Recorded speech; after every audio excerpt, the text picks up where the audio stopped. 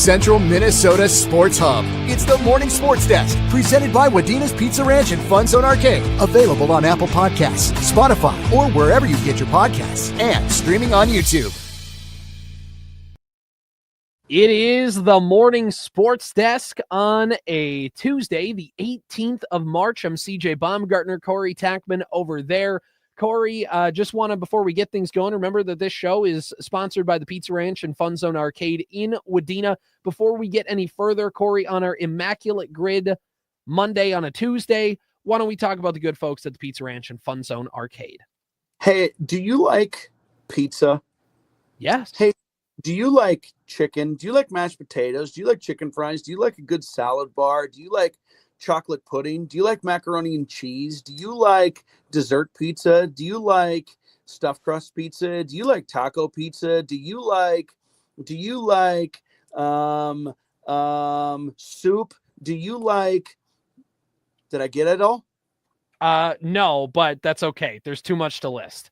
Do you like all of those things? Well, the Pizza Ranch and FunZone Arcade in Wadena can put all of those in your belly, and it's a buffet, so you can do it all in one sitting if you'd like. It's amazing. It's awesome. It's a great. You can make it a buffet day, Corey. I'm usually a 3-trip kind of guy. I'm usually a get up there, I get my salad, and then I get this is a salad with ranch dressing. I always put a little chocolate pudding on the plate, and then I'll do some like the chicken fries. That's always plate number one, like at a 98% clip. And then the next trip, that's where I go and I get my pizza, and maybe if there maybe some mac and cheese or something like that. And then that third trip, if I'm feeling up for it, if I'm feeling extra starchy, that's where your chicken and mashed potatoes, you just like a drummy or something like that, just a little, like a half a shot of mashed potatoes and gravy. So, you know what I mean? And that kind of rounds things out very beautifully. And of course, there's a root beer waiting for me out of the fountain at the Pizza Ranch and FunZone Arcade. And then after those 3 plates are done and washed down with the fountain drink, then the boys are like, let's go. We're going to the fun zone. And then we go wander around the arcade, and the 2 big boys get to play the arcade games. Well, the youngest one gets to play every single game, but it's like when you played video games with your younger brother, you'd plug the controller in only so it would balance there and they weren't actually playing. That's what the youngest one does. He gets to play all of them and but not actually have anything He count. Just taps the button and moves the joysticks, and yeah. That's exactly right. So that is our experience. That's the Tackman family experience at the Pizza Ranch and FunZone Arcade in Wadena. Go check them out. We're so happy that they're a part of the Morning Sports Desk. All right, Corey, today is Immaculate Grid Monday on a Tuesday. So as I'm getting the grid set up here again, why don't you explain to the good folks at home what an Immaculate Grid is? Immaculate Grid looks like a tic-tac-toe board. It's got 3 categories across the top and 3 down the side. And basically, you're just trying to find a baseball player who hits at all the crossroads of those where they cross over. So we've got Detroit Tigers, a 30-plus home run season batting, and a first-round draft pick across the top. We've got the Milwaukee Brewers, the Chicago Cubs, and the Minnesota Twins down the side. The goal is to get the lowest score possible. That's the Immaculate score, the sicko score, the rarity score, whatever it is that you want to call it. CJ and I, if we can, we will try for that. Otherwise, we will happily just take the layups given to us along the way. All right, here we go. So I picked this one. It's from a couple days ago, but it's because the Minnesota Twins are on the grid, and I think that just helps us kind of get some answers and get some things going. Sure. So with the Twins-Tigers one, Corey, there's a lot of options we could go with. You could go with a Delman Young. You could go with a Willie Castro. You could go with a Torrey Hunter. You could go for Joel Zamaya. You could, there's a lot of different Twins-Tigers. You go with Joe Nathan. I mean, there's a lot of different Twins Tigers that you could go with. 2 interdivision teams, which means you just see a lot of these 2 teams a lot. So you kind of understand the back and forth. Corey, who do we want to go with our Twin Tiger? You could go with Rondell White. You could go with Kenny Rogers. Pick who you think is the weirdest of all of them. They're all right answers. Oh, I kind of want to. You think Kenny Rogers? I kind of want to roll with Kenny Rogers. If I were to pick, I would pick Rondell White, but let's go with Rondell White. I'm pretty sure Kenny Rogers is correct. Rondell White played from 1993 to 2007. Here we go. It's 100%er. 0.6%, and it has the picture of him with the Montreal Expos. Love it. Will you, while you're doing that, just look up Kenny Rogers really quick? Yes. I'm almost positive. I know he pitched for Texas too. He was one of those guys, like, you put him in with like Rick Reed, and there were a bunch of like, hey, these guys are good, and here they come to the Minnesota Twins and they had career worst years. It's like, whoa, I can't believe we got this guy. And it's like, I can't believe we got this guy. I feel like Rogers was like a Cy Young candidate for the next 3 years for Detroit after coming to the Twins. So Rogers played with the Twins in 2003. That was coming off of a 3-year stint in Texas. Went to the Twins in 2003, and then went back to the Texas Rangers in 2004, 2005. And then in 2006, he was All-Stars 2004 through 2006. With 2 with the Texas Rangers, and then with 2006, 2007, and 2008, we're with the Detroit Tigers. Yeah. I don't know if that would have been a much better score than Rondell White, but I do remember very vividly him not being great with the Twins and then being very good with Detroit. First round draft pick for the Minnesota Twins. We could do a lot. So I'm wondering, is it just first round draft pick at all, or is it a first round draft pick who ended up playing a major league game? You know what I'm saying? Like for the Twins. It does. I would say it's just a first round draft pick. So looking at first round draft picks in Twins past, again, we know Joe Mauer is sitting right there. We could do Joe Mauer all day. I believe Alex Kirilloff was a first round draft pick. Royce Lewis obviously went 1-1. Kyle Gibson was a first round draft pick. Aaron Hicks was a first round draft pick. There's a few different options. Well, there's at least one every single year for the past 160 years. What's the new guy? Walker Jenkins. Yep. Walker Jenkins. But he hasn't made his big league debut yet. So that matters. That's the way I would look at this. I like a Kyle Gibson pick here. Again, if there's 1,000 options here, so let's pick the weirdest one that we know. Cripes, you could probably even go back to I don't know, but was Chuck Knobloch a first round draft pick? Probably. Was Marty Cordova? Was Todd Walker? You know what I mean? Right. There's probably some weirdos, but I think Kyle Gibson's a weird one, and it's weird enough here. If you know that's right, I think that's more random than Aaron Hicks even. Yeah, I think so. By the way, Kyle Gibson's still playing in Major League Baseball, despite all the Twins fans who told me he sucked. Everybody needs a 4-starter. You know what I mean? Exactly. And he was a first-round draft pick, so I think there were a lot of fans that thought he was going to be more than a 4-starter. Where is he now? Is he Texas? I'll look it up here once we see if this is right. Kyle Gibson, not to be confused with other Twins, Kyle G legend, Kyle Garlick. Right. Okay, here we go. Boom. 0.3%. Kyle Gibson. That's a more random score than Rondell White. We're off to a good start here. Baseball Reference, Kyle Gibson. He was drafted by the Philadelphia Phillies in the 36th round of the 2006 draft out of high school, but then was drafted 22nd overall by the Twins in 2009 out of the University of Missouri. So he got drafted out of high school, decided to go to college, played at Missouri, and then got drafted by the Twins first round in 2009. Nice. And so there you go. By the way, because I also looked this up, Kirby Puckett was drafted in the first round, 3rd overall of the 1982 MLB January draft regular phase. What the heck were these called back then? So Kirby Puckett technically is a first round draft pick. Yeah, that makes sense. That would have also sufficed. All right. A Twin with a 30-plus homer season. Joe Mauer never got there. We know Morneau got there. We know, obviously, with the 2019 Twins, there were 5 of them. So it was Cruz, Sano, Rosario. I do. While you go through this, I want to ask the clarifying question because I always do. Yes. Does it need to be a 30-plus homer season for the Twins? Yes, in a Twins uniform. And okay. How about I mean, there's so many. Josh Willingham. Like, what's the weird one here? Yeah, that's a good question. Like, did Jason Kubel ever do it? I don't think so. Probably not. No, because there was a long time where it was like they were waiting for Morneau to do it because it had been since like Gaetti and Brunansky and Herbeck, and you know what I mean? Like, it had been such a long time. There's plenty of old school guys, I'm sure. But I think Willingham hit like 36 one year, didn't he? Yeah, that sounds right. Did Kirby ever do it?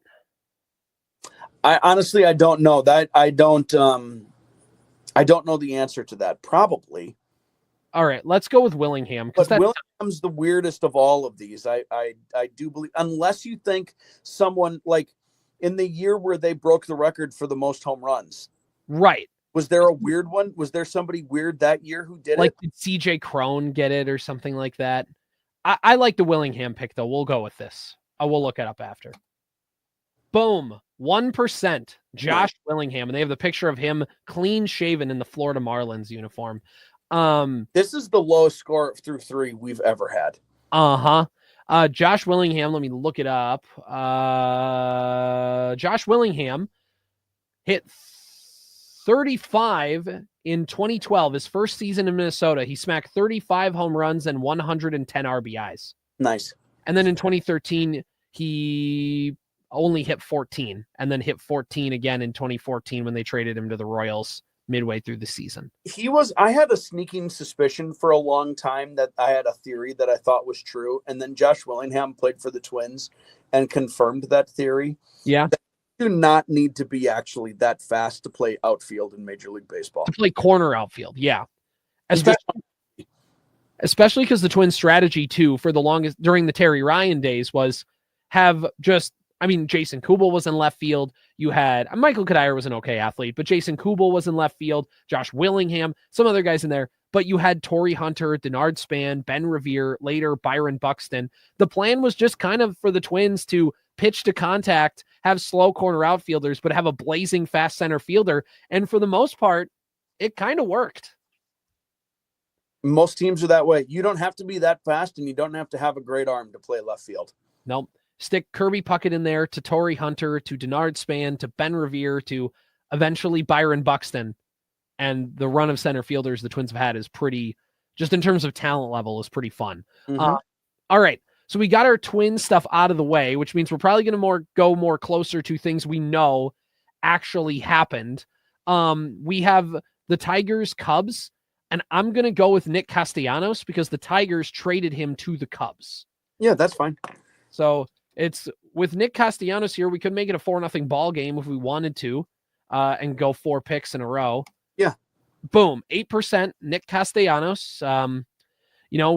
We really do take this opportunity we don't take this opportunity lightly because with Nick Castellanos' pick here, we don't know if we can ever put on this headset again, but every single time we get to do it's important. It's up to our bosses at Hubbard to really just decide what things will happen if you get the reference. All right. A Brewer Tiger, Corey, does one come to mind? Prince Fielder, probably. I mean, Prince Fielder's the most is probably everyone's number one answer on the board. Yeah, that one's going to take probably a little longer for me to kind of work through some of the older school names, but right. But if we just want to take the answer and move on, I'm totally fine with that. Prince Fielder. Boom, 46%. Yeah, that's going to hurt the sicko score a little bit, but that's fine.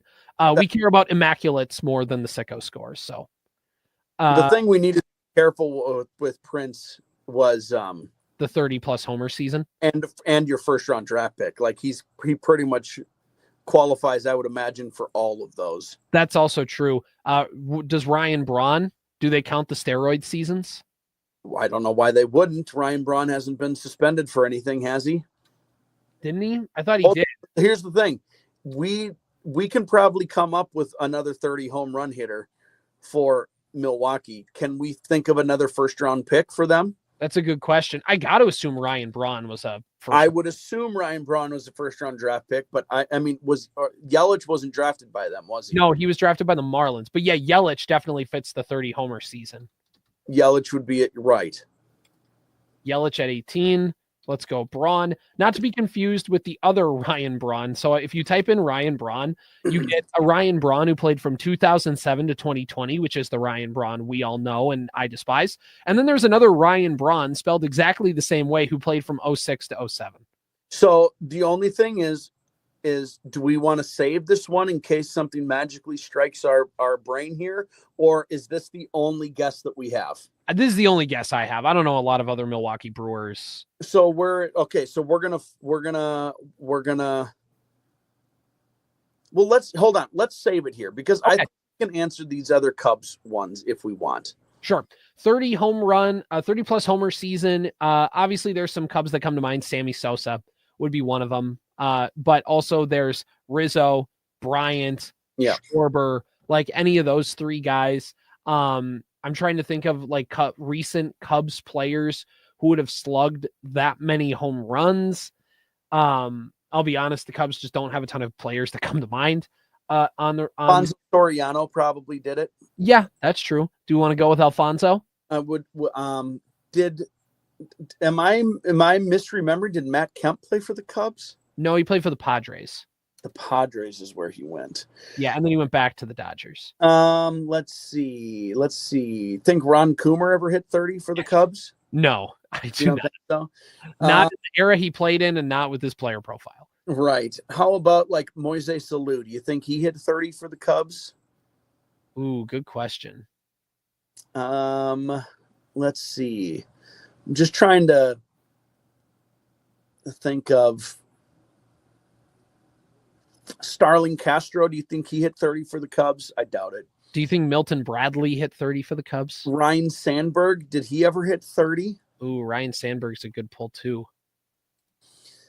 And I mean, to me, the guarantees here are Sosa and Soriano, and who else did you say? I said Milton Bradley, but that's not true. But there is like Rizzo, Bryant, Schwarber. Rizzo. Yeah, I mean, all of those are guarantees. So whichever one you think is the weirdest one, as long as you know that Schwarber did it and Rizzo did it, then Schwarber's just a pure home run and doubles hitter. Chris Bryant won MVP in 2016, so I gotta think he hit 30 home runs. And Rizzo's a first baseman who's 7 feet tall, so I gotta feel like it. I do like your Soriano pull, though. I think we should go with Soriano. Okay, if I can spell it right, Alfonso. This is gonna be one. If this isn't right, I'll just be stunned. You know what I mean? Right. Here we go. Boom. 3% of people guessed Alfonso Soriano. Nice. Let me look this up here just because now I'm interested in what we got. Alfonso Soriano played for the Cubs for 7 seasons, starting in 2007. And in that year, he hit 33 home runs. He also hit 32 home runs in 2012 and 34 in 2013. But that was also combined. He hit 17 with the Cubs and 17 when he got traded back to the Yankees that season. So there you go. That's how it shakes out there. A Cubs first round draft pick. This could also be the Chris Bryant path, right? Well, there's only one that I know, and it's Mark Pryor, because the Cubs and the Twins had Mark Pryor. It was take one, and then the other one is going to take Joe Mauer. Like somebody's going to, which I think did the Twins pick first that year? Yes, Mauer went 1-1. Went 1-1. So, but that was the only thing, was like maybe they should have taken Mark Pryor. That one is just, I know, was a first round pick. He's the only one that I know for sure. Did he make it to the majors? Mark Pryor? Oh yeah. Yeah. He had arm problems. I know somebody to this day who will argue that the Twins should have taken Mark Pryor because they were a pitching factory. And you could have had a 20-win starter in your rotation for the next 15 years because they would have been able to fix his arm problems. The Twins negated by the fact that the same pitching staff also had Francisco Liriano and didn't know how to fix that. Yeah. But anyway, Mark Pryor's the only one that I know for sure. Okay. Yeah, no, I trust that. Mark with a C or a K? We'll find out. Prior, Prior. Yeah, I mean, I guess, yeah. What are those years? Oh, yeah. Those are 02 to 06. Yep. He was a fast riser through the system. Jeez. Yes, he was. He was awesome. Did he play college ball or was he out of high school? No, he was a college. I want to say USC. Sure. Well, yeah. Okay. That explains why he only basically played 1 year of minor league ball. All right, here we go. 15% of people guessed Mark Prior. So there you go. And let's wrap all of this in a bow with Ryan Braun. Unless you want to go old school, do you want to go like, was Robin Yount? Was Paul Molitor? Oh, yeah. Ooh. I mean, Molitor had to have been because he was a standout college player, you'd think, right? He was an all everything. He was right. You would think. You don't know for sure about Braun, correct? I don't know for sure about Braun. I don't know for sure about any of these. Do we do with the Minnesota connection? Do we go with Molly? The only thing is that we probably screwed up is I think we probably should have saved Prince Fielder. Right. And figured out a different Detroit Brewer, you know? Yeah, we could have found some crossover between those two. Definitely would have been a pitcher, bullpen guy or something. Right. Anyway, I mean, doesn't Molitor feel a little safer than Braun? Kinda. Yeah, just because of the career. Like, we know the career he had in college. So, yeah, let's go Molitor. Here we go, Corey, for the Immaculate. Are you ready? Booyah! Bang. A rarity score of 97. All right. Do you want to look up Ryan Braun right now? Yes. If you want to look up Paul Molitor. Paul Molitor at 5%, by the way. Nice. I'm totally happy with that pick. You know, the only one that really screwed us here was Prince Fielder as far as sicko score goes. Uh-huh. And maybe Yelich. And well, yeah. Yeah, maybe. Mark Prior we took just because we like that part. That's the only one we knew. We took the layup. Ryan Braun was drafted by the Milwaukee Brewers in the first round, 5th overall of the 2005 draft. He played at the University of Miami in Coral Gables. Nice. No, good. That's one of the more straightforward trips through a grid that we've had. Right. We didn't do a lot of like consternating over that one, but it helps when you have a Twins.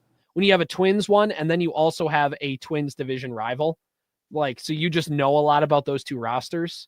Right. And the Brewers, because you're close. Like, it's a lot of central teams. Just geographically speaking, you're going to find out about all of those teams. Right, exactly. And if you're in Iowa, you can't watch any of them. Ha suckers. Anyway, so yeah, I mean, did you look up, do we know what Paul Molitor? Oh no, I didn't. I'll look him up. Yep. Molitor. Paul Molitor was drafted by the St. Louis Cardinals in the 28th round of the 1974 June amateur draft from Cretin-Durham Hall in St. Paul, and then decided to play college. And then he was drafted in the first round, 3rd overall, in the 1977 amateur draft from the University of Minnesota. Don't you love it when guys are like, when these bona fide guys who are taken 1st overall super early, and then they just do what they're supposed to do? Right, exactly. It's like Paul Molitor, everyone on the planet for half a decade knew that he was going to be awesome, and then he ended up being awesome. I just think that's the coolest thing ever. It's great. And yeah, I mean, that dude, if you were to put a guy in a lab and build a player specifically to play baseball, and especially in the 80s, 90s, that you'd build Paul Molitor. Like that guy was just, like Max Kepler looks like if you don't watch Max Kepler play baseball, but you just look at him, you're like, that guy looks like a baseball player. Yes. Paul Molitor is the same thing, except he was a 3,000 plus hitter and a first ballot Hall of Famer. That's who Paul Molitor was. That guy he was just incredible. That guy breathes baseball. His managerial career didn't work out, but that dude, when he does radio, because he does he's like the main fill-in guy for Gladden on Twins radio. He is excellent. If you ever 41 years old, and his 3,000th hit was a triple. And he flew around the bases. I don't If know, you man. could build a guy in a lab to be a Hall of Fame baseball player, just traditionally speaking, you'd build Paul Molitor. You'd build one just like him. Yep. It's awesome. So, all right, that's going to do it. Morning Sports Desk, powered by Pizza Ranch and FunZone Arcade in Wadena. Powered by Wadena's Pizza Ranch and FunZone Arcade. Follow the Morning Sports Desk on Apple Podcasts, Spotify, or wherever you get your podcasts. And watch every show on YouTube.